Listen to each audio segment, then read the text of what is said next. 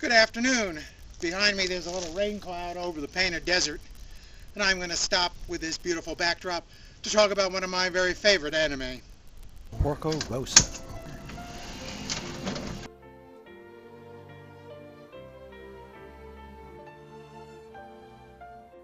When people ask me what my favorite anime are, I invariably start my list with Hayao Miyazaki's 1992 movie Porco Rosso. It's Miyazaki's most personal work, and still his only non-Lupin work starring adults. It takes place between Italy and Greece, among the islands of the Adriatic Sea, during the exuberant heyday of private aviation. In the too brief illusion of peace between the First and Second World Wars, when barnstorming was the rage in the U.S., seaplanes flourished across southern Europe. Marco is an old-school gentleman, an Italian pilot and hero of the First World War. His youthful idealism died with his friends in that war, and it changed him. Literally, physically, he's now a man with the head of a pig. He lives alone, camping in a small cove on a tiny, secret, deserted island.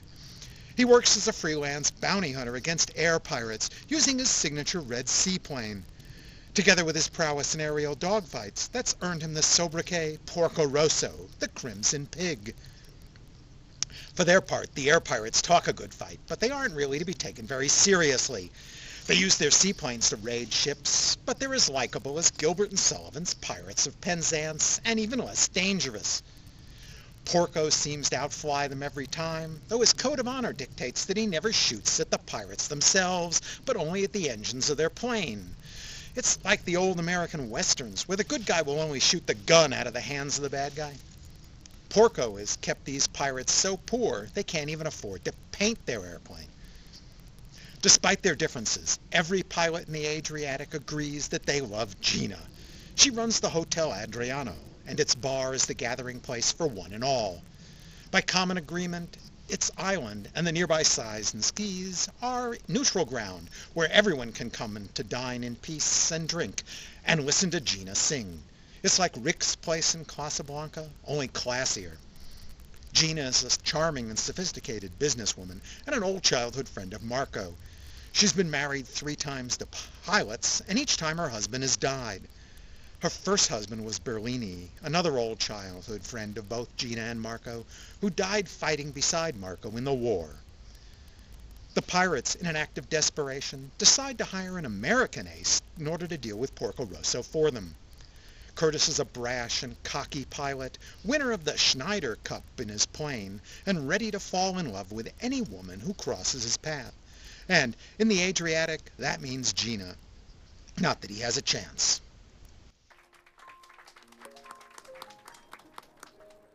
素晴らしい人だ。ホテルアドリアーノのマダム・ジーナは国の飛行艇乗りにも有名だもんな。そこでは空賊も賞金稼ぎもいい子にしてるってよ。シュナイダーカップで2年続けてイタリア艇を破ったやつだ。ここらじゃポルコロッソとかいう豚が名を売ってるそうじゃねえか。After Porco's plane gets shot up in a dogfight with Curtis, he heads to Milan, where an old friend of his runs a custom aircraft repair business. There he meets Theo, his friend's 17-year-old granddaughter. She's a talented aircraft engineer, bright and enthusiastic, and so stubborn that she can seem more pig-headed than Porco himself. After she repairs and improves Porco's plane, they begin a partnership together that brings her back to the Adriatic with him. Porco Rosso works its magic on many levels. The pirates are purely a slapstick comedy act, and when they're around, the action gets a lot silly. Bullets fly everywhere, and no one ever gets hit by them. But the movie also has a more subtle wit in scenes between Porco and Theo, and between Porco and Gina. Also, it has a grand romantic story in which Gina hopes that one day Marco will come to the hotel for her, a hope she refers to as her bet. And finally, it has a more serious tale of rekindling a burnout. Porco is a man coping in a world that's changed a lot since he was a child, often in ways he doesn't like or understand. After witnessing the senseless death in war and burdened by the guilt of having survived it, he's transformed himself into a pig as the ultimate rejection of his humanity. On a trip to the mainland, when a clerk asks him to buy Patriot bonds, Porco responds that he leaves that sort of thing to humans. Later, When he has a weapons dealer that tells him that the new government may outlaw bounty hunting, Porco retorts that laws don't mean much to a pig. And he utters the classic line, "I'd rather be a pig than a fascist." Despite all that, he defiantly maintains his own antiquated code of honor in the tradition of the lone combat warrior. Theo provides this jaded man with a reminder of what it was like to be young, optimistic, and idealistic. Theo is the same age that Marco was when he first flew a plane solo. That first solo flight is a big deal for a pilot, by the way. When Theo tells Porco that she has faith in him, Porco confesses that he hasn't had faith in anything for a long time. Even though a newcomer to the island, Theo, along with Gina, sees Porco for what he was. Just like the engines of his plane, Porco is sputtered to a stop. And just like Theo overhauls the plane, Theo overhauls Porco's life. Perhaps with Gina, they have the right stuff to bring Marco back. 私が女だから不安なの？それとも若すぎるから？両方だよ、お嬢さん。そうね、当然だわ。ねえ、いいパイロットの第一条件を教えて。経験？いや、インスピレーションだな。よかった、経験だって言われなくて。ねえ、おじいちゃんに聞いたんだけど、あなたの単独飛行はとても早かったんですってね。Porco Rosso is both written and directed by the great Hayao Miyazaki, and his Studio Ghibli's animation is gorgeous. The very subject matter of the film gives him a chance to indulge his romance with flight, and it soars through the skies. The attention to detail is amazing. In one scene, the pirates have kidnapped a dozen little schoolgirls. Watch the shots of those girls running amok in the pirates' plane carefully, and you can see every one of them is up to some different kind of mischief. Gina wears different earrings in different scenes, and they all follow her head movements perfectly, turning and changing and reflecting the different angles of the light. When Porco lands in a small cove, the water is so clear you can see the ripples in the sand beneath the waves. This is superb hand-drawn artistry. Composer Joe Hisaishi has provided the interior soundtrack, and it's spectacular. Inside, Miyazaki has used the European period classic song Le Temps de Cerise. For the ending credits, he's used an original song that fits beautifully into the melancholy period tradition of that song, but sung in Japanese.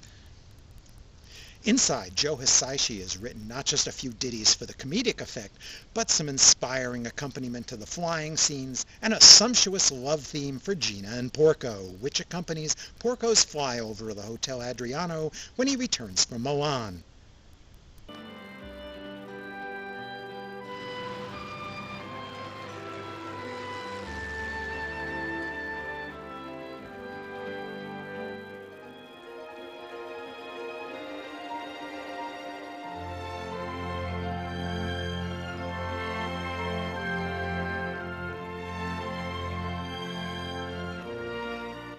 In some ways, this is Miyazaki's most frivolous movie, and in other ways, it's his most elegant.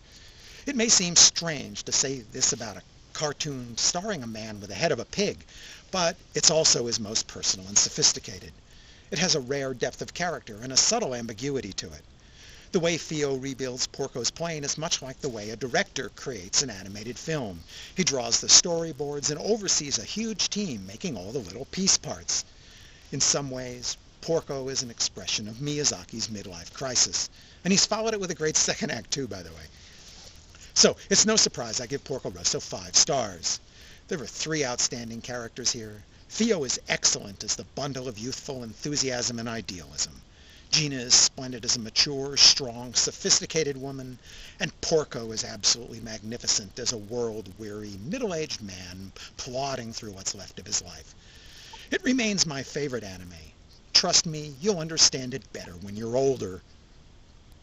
Disney has released Porco Rosso in the US with dub or subtitle. While I love the English voices of Theo and Gina, I didn't think Michael Keaton made a very convincing Porco. I prefer the Japanese soundtrack, and since this one isn't quite so popular with the grandkids, I usually get to use it too. Thanks for watching.